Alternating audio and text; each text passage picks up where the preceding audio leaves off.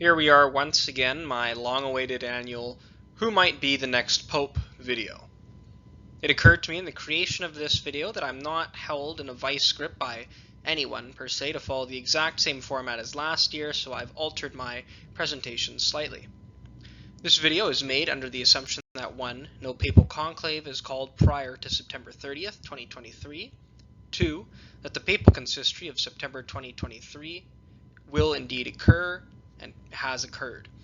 The numbers you will see in this video reflect the updated numbers of September 30th, 2023. As for the longevity of this video, approximately 13 cardinals will have reached the age of 80 by the end of 2024, leaving us likely with a consistory sometime either very late, I think, in 2024 or in the summer of 2025. Without further ado, let's get started. As in my previous video, we'll cover some statistics about the College of Cardinals as it currently stands, followed by some of my considerations for what I think might be relevant. As of September 30th, 2023, there will be 137 cardinals of voting age, meaning that there are 137 cardinals below the age of 80 who can participate in a papal conclave. 7% of those cardinals, and all the statistics here are relevant to the 137 voting age cardinals, 7% were appointed by Pope John Paul II, which translates to 9 cardinals. 21% were appointed by Pope Benedict, which translates to 29 cardinals. And 72% were appointed by Pope Francis, our current Pope, translating to 99 cardinals. As you can see right below, in order to be elected Pope in a papal conclave, you need a 2/3 supermajority, which translates in this case to approximately 92 cardinals. Observers will note that Pope Francis has personally appointed over 2/3 of the voting age cardinals. By geographic breakdown, we can observe that the proportion of cardinals from Europe has continued to shrink, even though their overall numbers are relatively the same. Compared to this time last year, they have lost about 3% of the total makeup of the college. North America at 12%, South America at just shy of 17%, and Oceania at 2% have all remained relatively stable. Africa and Asia have made modest gains of between 1 to 1.5 percentage points. Remembering from our video last year, it is remarkable to note that Asia has seen a approximately 4.5% increase in representation in the College of Cardinals in the last 2 years alone. This is where we start to deviate a little bit from the format that dominated over the past 2 years. I found some fun, fast facts that I thought would be interesting to share, but are otherwise not very difficult to have discerned for yourself. So these are relating to the 3 popes who've reigned in the 21st century, these being Pope John Paul II, Pope Benedict XVI, and currently Pope Francis. Pope Francis was appointed a cardinal in the year 2001 by Pope John Paul II and was elected to the papacy at the papal conclave of 2013 at the age of 76. He had been a cardinal for approximately 8 years when elected. As a cardinal, he also participated in the 2005 papal conclave. Pope Benedict was appointed a cardinal in the year 1977 by Pope Paul VI and was elected to the papacy at the papal conclave of 2005 at the age of 78. He had been a cardinal for approximately 28 years when elected. He was also the last living cardinal appointed by Pope Paul VI, passing away in the year 2022, approximately 45 years after first being appointed. As a cardinal, he participated in both papal conclaves in 1978, the 2005 conclave in which he was elected, and lived through the 2013 conclave, obviously. Pope John Paul II was appointed a cardinal in the year 1967 by Pope Paul VI and was elected to the papacy at the second papal conclave of 1978 at the age of 58. He had been a cardinal for approximately 11 years when elected. As a cardinal, he participated in the first papal conclave of 1978, only to be elected less than 2 months later in a second conclave. One of the commonplace activities of popes is the appointment of cardinals. I thought it would be interesting to see the legacy of these same 3 popes as far as their influence would be in future papal conclaves. This is a collection of the youngest men appointed as cardinal by each pope, and barring a death before the age of 80, the length of time they will serve as a cardinal elector. Pope John Paul II appointed Peter Erdo as a cardinal in the year 2003 when Erdo was 51 years old.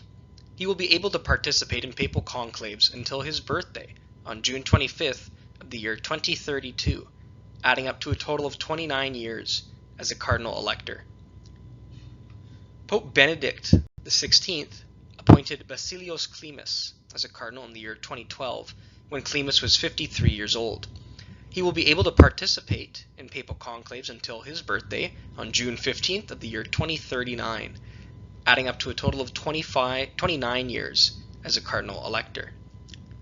And Pope Francis has appointed Giorgio Marengo as a cardinal in the year 2022 when Marengo was 48 years old.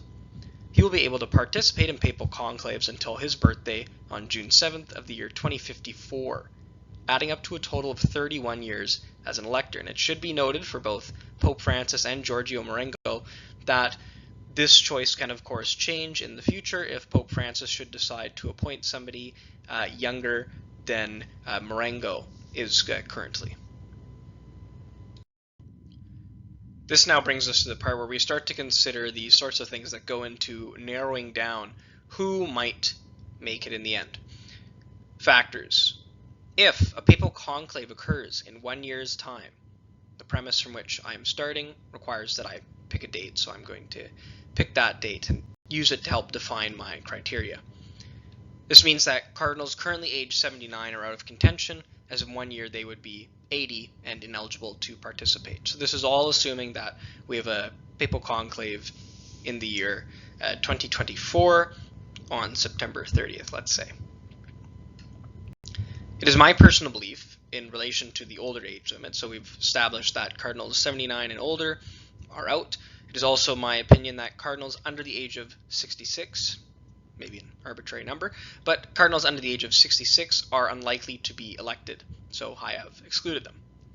To make note of this, the College of Cardinals, especially after this next consistory, is undergoing a little bit of an age shift. The number of cardinals under 70 will be 45 by September. The number of cardinals under the age of 65 will be 31. This is, in my opinion, a somewhat substantial shift. Many of the popes in the 20th century were elected in their late 50s to 60s, and so I wonder if today, with increasingly longer-lived popes and longer-lived lifespans in general, if the 70s age bracket will become, in one sense, kind of the new mid-60s. All that said, I've also made some other exclusions. All 9 eligible American cardinals have been excluded. I do not believe an American can be elected. All 4 heads of Eastern rites who are eligible cardinals are excluded. I do not believe they will be elected. 5 select individuals who I have uniquely identified for either being too polarizing or having some hand in clerical abuse, either in oversight or participation, have been excluded. And nearly all the eligible Italian cardinals, 13, have been excluded, with 1 left in. This leaves 61 cardinals whom I think stand above the other half. From those 61, I've identified 10 who I believe have a higher likelihood of being elected in a future conclave. Unlike in my previous videos, I have not weighted these 10 choices, but have instead organized them by their age, putting them in a older, middle, and younger categories. Also, to avoid any future confusion, I am going to be using the current age for the cardinals I have identified in this hypothetical, from this point of view that I'm taking, that the conclave happens in 1 year's time. They would all be 1 year older, but for the sake of this video, I'm going to be treating them as they are currently aged. Both aged 78, and therefore ineligible, the earliest of all of those on this list, and this year being 2025 when they lose their eligibility to vote, is Cardinal Schonborn and Cardinal Sarah. I will start with the former and will save my assessment until I have given a short biography of both. Cardinal Schonborn was appointed a cardinal by Pope John Paul II in 1998 and is certainly one of the preeminent members in the College of Cardinals. Schonborn has had a close relationship with the former Pope Benedict, being one of his students, and has made himself amenable to the goals of evangelization and dialogue established in the Pope Francis pontificate. He is recognized as an intelligent figure and was tasked with no less a responsibility than being the secretary of the commission responsible for drafting the Catechism of the Catholic Church during the pontificate of Pope John Paul II. He has served as the Archbishop of Vienna since 1995, although his resignation letter has been sitting on the Pope's desk, as he is 78. At the age of 75, all bishops are required to hand in their resignation, although it does remain at the whims and the choices of the popes whether or not these are accepted. Cardinal Sarah was appointed a cardinal by Pope Benedict XVI in 2010, having previously served as the Archbishop of Conakry in Guinea for 22 years. In 2001, he was appointed the secretary for the Congregation for the Evangelization of Peoples, before then being appointed as the prefect for the Congregation of Divine Worship and the Discipline of the Sacraments, otherwise known to me as the Liturgy Department. Cardinal Sarah is perhaps more well known for seemingly running afoul of the reigning pontiff over particular issues relating to the liturgy and areas of emphasis. Cardinal Sarah is, to many self-described quote-unquote trads, a hero of the Catholic faith, seeking to preserve and elevate the pre-Pauline liturgy and other important liturgical practices like ad orientem celebration of the Mass. Having given the biography for both of these individuals and having to leave out many details, I cannot help but come to the conclusion that unless the conclave really does happen in 1 year's time, neither of these cardinals really have much of a chance. Cardinal Schonborn himself has been an apparent papal candidate for the past 2 conclaves and has been blown out, to put it lightly, on both occasions. Cardinal Sarah has perhaps too negative a stigma surrounding him from the media, although I think this is really blown out of proportion. All that said, however, should a conclave come knocking, I think, because of their large profiles, they would be better known to their pure electors than to others, and if I have to weight it between the two, Cardinal Schonborn is probably more well known between the two of them, so take that as you will. In a previous slide, I mentioned that it was perhaps the mid-70s that were the new mid-60s, and here I have 5 cardinals who are exactly within that mid-70s range. Age 73, so there's 5 of them, ages 73 to 75. Age 73 are Cardinal Scherer and Cardinal Retes. Aged 74 are Cardinal Brenes, and Cardinal Turkson, and aged 75 is Cardinal Ranjith. And please excuse my mispronunciations for the video. I am, of course, a Westerner, so that is not my strong suit. Because there are more cardinals in this range, I will be giving more abbreviated biographies, although I don't know if that really is going to bear out, but we'll see. We'll start in the bottom right, if you're looking at the image, with Cardinal Scherer. Cardinal Scherer was appointed a cardinal by Pope Benedict in 2007, and seems to be another cardinal to fit the mold of the Francis pontificate. With a focus on evangelization, Cardinal Scherer is noted for being one of the few cardinals who personally engages with social media, and he is certainly commended for that. A university man and later a curialist, and by university man I mean having taught at a university, and by being a curialist I mean having a curial appointment, much of his earlier years were spent in education, before later serving in the Roman Curia as a member of the Congregation of Bishops. In his current position, he serves as the Archbishop of Sao Paulo, where he had been the Archbishop since 2007, having previously served as an auxiliary bishop in the same archdiocese since 2001. Like Pope Francis, not necessarily being a quote-unquote native Argentinian, Cardinal Scherer isn't a native Brazilian, but is of German heritage, although he was born in Brazil. Scherer was previously seen as a papal candidate in the 2013 conclave.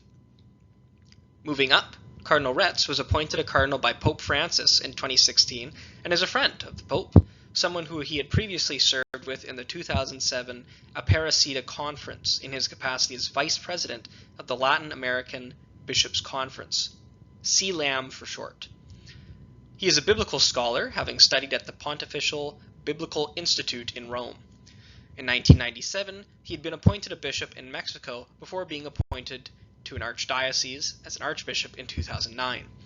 In 2011, while concurrently being the head of the Mexican Bishops' Conference, he was also elected as president of CLAM. 2017 saw his appointment to Archbishop of Mexico City, a position that he has retained since. Moving on to the left corner, Cardinal Brenes was appointed a cardinal by Pope Francis in 2014. In comparison to his peers on here, his history is much more muted, but certainly takes on a more pastoral character. Ordained in 1974, he would serve at many different parishes before being appointed an auxiliary bishop in 1988, before being appointed to his own diocese in 1991.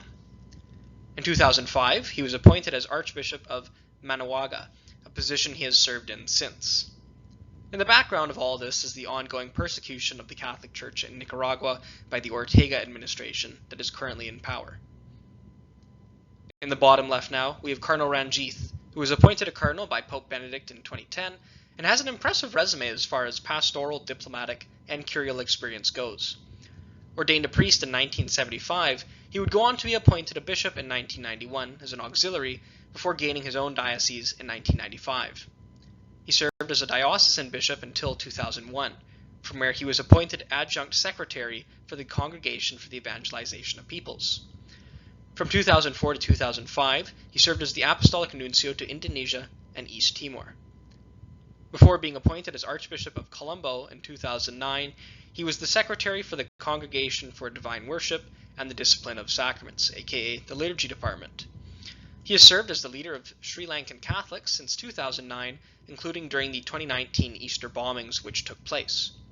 Noteworthy of Cardinal Ranjith is that he is fluent in 10 languages: Italian, French, German, Hebrew, Greek, Spanish, Latin, English, Sinhala, and Tamil.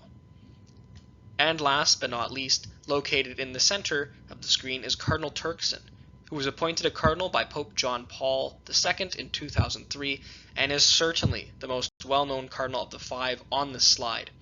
And his cardinal page on the official Vatican website really reflects this. His page probably extends double anyone else in this page. Ordained a priest in 1975, much of his priesthood was spent in studying. Like Cardinal Retes, he studied at the Pontifical Biblical Institute and later worked on his doctoral thesis. Prior to his appointment as Archbishop of Cape Coast in 1992, he also taught in seminary and university capacities. He served in many capacities in various regional conferences across Africa during the following 17 years. In 2009, at the appointment of Pope Benedict, he began his curial career, serving again in various capacities. But specifically, he was appointed as president of the Pontifical Council of Justice and Peace. Cardinal Turkson has been called upon by both Pope Benedict and Pope Francis to help serve in mediating for peaceful resolutions and as a diplomatic envoy in a couple of occasions. In 2016, Pope Francis created the dicastery for promoting integral human development, which he appointed Cardinal Turkson to head. In 2021, his 5-year term ended. In 2022, Cardinal Turkson was appointed as Chancellor to 2 pontifical academies. That was a lot for everyone. I think the options here are very interesting, though. Cardinal Scherer and Retes, both coming from that same sort of background as Pope Francis, would represent a sort of continuity of the Francis pontificate nicely, and both from different angles. We could very obtusely cast Scherer as being more of a Benedict protege and Retes being a Francis protege, but that would be a bit lazy. And speaking of one former papabile, Scherer, we can speak of another, Turkson. Turkson has a very wide arc of service and to the church, and you might have noticed that I used various capacities a couple times. That is to say that it would have taken me a much longer time to go over Cardinal Turkson's resume than all of the others. He possesses pastoral, curial, diplomatic, and intellectual experience. Coming from Africa, a place often touted along with Asia as the future of the church, he could perhaps serve as the bridgehead towards that sort of transition. Another very well-rounded candidate that could serve as a bit of a dark horse could be Ranjith, and that certainly surprised me. Being a polyglot with pastoral, curial, and diplomatic experience in the geographic sphere of India, China, and the entire East, really, could prove to demonstrate him as a man prepared for the job of being the supreme shepherd of a more international church with greater international problems. With dark horses, of course, we might also speak of Cardinal Brenes, a man who represents the pastoral background in the midst of persecution that may do well to reawaken the church to the true costs of discipleship. Certainly in the mode of being a pastor, in the way in which Pope Francis has encouraged, he has done well and shouldn't necessarily be counted out. We now come to the youngest cardinals on this list. At the long and short of these three men are 4 years, 7 years, and 9 years until they hit the 75-year age, where they will tender their episcopal resignations to the Pope. In 9, 12, and 14 years respectively, these same cardinals will also lose their eligibility to participate in future conclaves. I will work through these three in decreasing age, starting from oldest to youngest, although I have not organized them as such on the slide. Cardinal Erdo was appointed a cardinal by Pope John Paul II in 2003. Ordained a priest in 1975, he served as a parochial vicar for a couple years before returning to studies, where he obtained not only a doctorate in theology, but also a doctorate in canon law. From 1980 until much into the early 2000s, he served in various capacities in a university setting as a professor and rector. In 1999, he was appointed as an auxiliary bishop before being appointed in 2003 as the primate of Hungary in the See of Esztergom, Budapest. He served 2 consecutive terms as president of the Council of the Bishops' Conferences of Europe and has participated in a number of synods.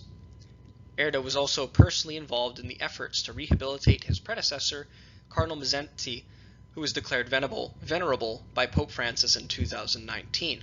And by rehabilitate his predecessor, we mean through the legal apparatuses conserving his relationship with the government. Cardinal Parolin was appointed a cardinal by Pope Francis in 2014. Ordained a priest in 1980, he entered the diplomatic services of the Holy See in 1986. He also obtained a degree in canon law.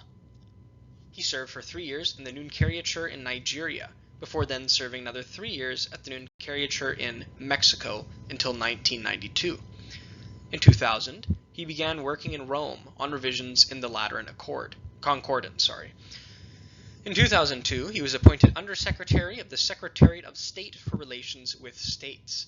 He is an expert in the Middle East and has worked to reinforce relations with Vietnam and the State of Israel. Direct contact with China was also reestablished in part to his efforts. In 2009, he was appointed by Pope Benedict as Apostolic Nuncio to Venezuela during the administration of Hugo Chavez. In 2013, he was appointed by Pope Francis as Secretary of State, a position which he has served in since. He has also served on Pope Francis's Council of Cardinal Advisors since 2014. Cardinal Tagle was appointed a cardinal by Pope Benedict in 2012. He was ordained a priest in 1982 and served in a parish for 3 years, as well as teaching at seminary. He went off to attend studies in the United States, earning a license in sacred theology and his doctorate in 1987. In 1992, he returned as rector of the seminary before being appointed parish priest in 1998. Around this time, he also became associated with the Bologna School. In 2001, he was appointed a bishop, and in 2011 as the Archbishop of Manila. In May of 2015, he became the president of Caritas Internationalis, an international charity run by the Church. In 2019, he was appointed as prefect for the Congregation for the Evangelization of Peoples, which has since been reorganized into the Dicastery for Evangelization, of which he is the pro-prefect of the section of First Evangelization. Again, a lot.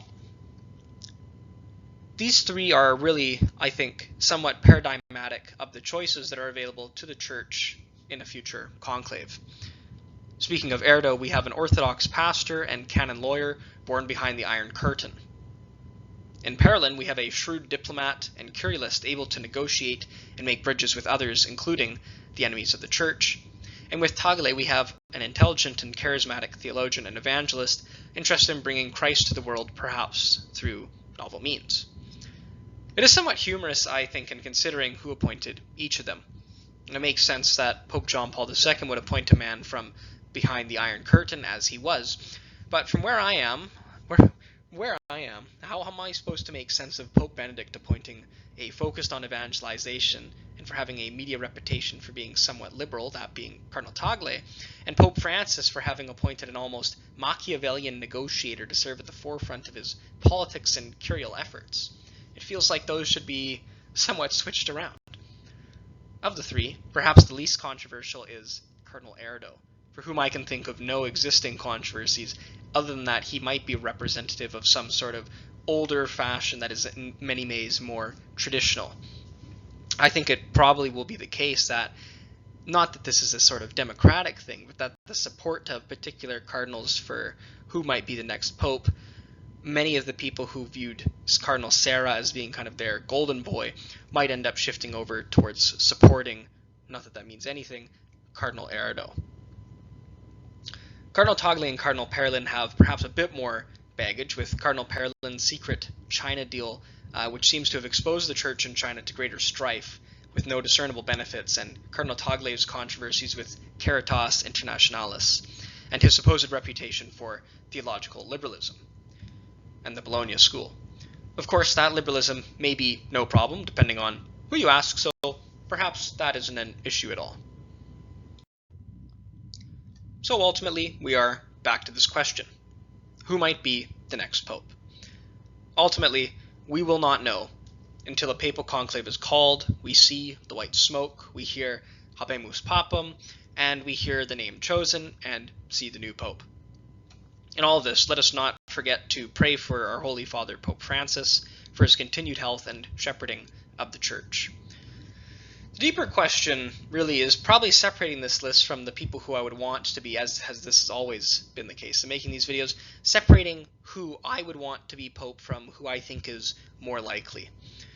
It is always important to make that distinction. Somebody might come along and say, oh, well, you didn't pick Cardinal Marx. Don't you think Cardinal Marx can become the Pope? And the reason why I did not include somebody like Cardinal Marx is I did not think that it was likely that he might become the Pope. This is based mostly on the research that I've conducted, and really I must say in my research for this video I found that I was continually surprised and impressed by some of the feats, achievements, and experiences of these individuals. This is certainly a highly qualified list, to say the least. For my money, I won't get any more specific in my predictions, and I will not narrow down my list anymore, though I desperately would want to, just for the fun of it. Perhaps it would be good to end this video off with that inevitable reminder that he who enters the conclave as Pope leaves the conclave as Cardinal. I hope you've enjoyed this four-way. What am I saying? I hope you've enjoyed this foray into this obscure interest of mine. See you next year, and God bless you.